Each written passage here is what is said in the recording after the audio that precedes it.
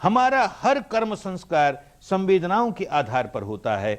इसलिए ये साधना कर रहे हैं कि हम अपने शरीर की संवेदनाओं को बराबर जानते रहें और हम क्या प्रतिक्रिया कर रहे हैं, कैसा कर्म संस्कार बना रहे हैं, राग का बना रहे हैं, द्वेष का बना रहे हैं, राग का बना रहे हैं, उसके प्रति सजग रहें। सजग रहेंगे तो स्वभाव पलटना शुरू हो जाएगा।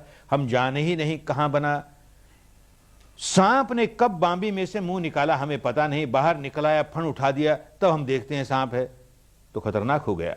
तो कहां राग जागा वहां हमको होश ही नहीं, वो हमारे सिर पर चढ़ गया, तब हम देखते हैं कि देखिए राग जागा। द्वेष कहां जागा पता ही नहीं, सिर पर चढ़ गया, तब होश आया कि देख द्वेष जागा।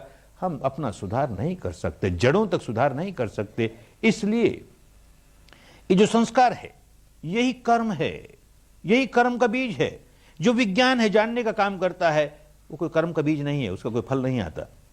ये जो संज्ञा है, पहचानने का काम करती है, मूल्यांकन करने का काम करती है, ये कोई बीज नहीं है, इसका कोई फल नहीं आता। ये जो वेदना है, अनुभूति है, सुखद या दुखद, ये कोई बीज नहीं है, इसका फल नहीं आता है। ये जो संस्कार है, संवेदना आई, सुखद आई और हमने राग का संस्कार बनाया, दुखद आई हमने द्वेष का संस्कार बनाया, वो बीज है और वो फल देगा। हमारे मानस के स्वभाव को, राग वाले स्वभाव को दृढ़ करने वाला ये संस्कार है, द्वेष वाले स्वभाव को दृढ़ करने वाला ये संस्कार है। और इस स्वभाव को पलटने का काम यहां पहुंच कर ही हो सकता है, ये बात समझनी चाहिए।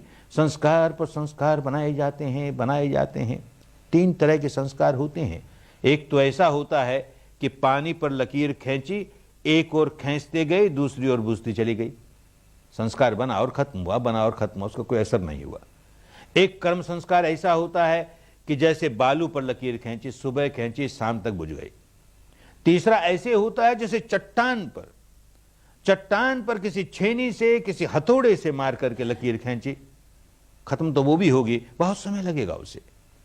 तो जो संस्कार इतना गहरा है, ऐसा कर्म संस्कार जो इतना गहरा है पत्थर की लकीर की तरह, वो हमें नया भाव देने वाला, नया जन्म देने वाला, इतना गहरा है। इतना गहरे संस्कार भी न जाने कितने बनाते रहते हैं। दिन भर में संस्कार ही संस्कार बनाए, रात को जरा चिंतन करने बैठे कि आज दिन भर में कितने कर्म संस्कार बनाए, तो मुश्किल से 1 या 2 याद आएंगे जो बहुत गहरे गए। अरे ऐसा नहीं करना चाहिए था, हमने ऐसा कह दिया, ऐसा नहीं कहना चाहिए था, ऐसा नहीं करना चाहिए था, मन में ऐसा भाव नहीं लाना चाहिए था, वो पत्थर की लकीर वाला सामने आया। 1 महीने के अंत में चिंतन करने बैठे कि इस महीने भर में हमने पत्थर की लकीर वाले कितने बनाए, फिर कोई इक्का दुक्का ही जिसका बहुत गहरा प्रभाव रहा वही आएगा ध्यान में। साल भर के अंत में चिंतन करें, फिर 1 या 2 ही आएगा। ऐसे ही हम चाहें या न चाहें, मृत्यु के क्षण कोई संस्कार जो बहुत गहरी पत्थर की लकीर वाला है वो उभर करके सामने आएगा ही, प्रकृति का नियम है।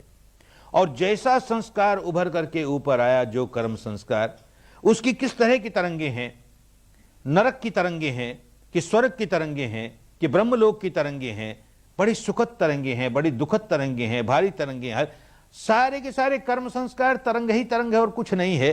कैसी तरंग है, वैसी तरंगों की ओर खिंचा हुआ चला जाएगा, अपने आप चुंबक की तरह खिंचा हुआ चला जाएगा।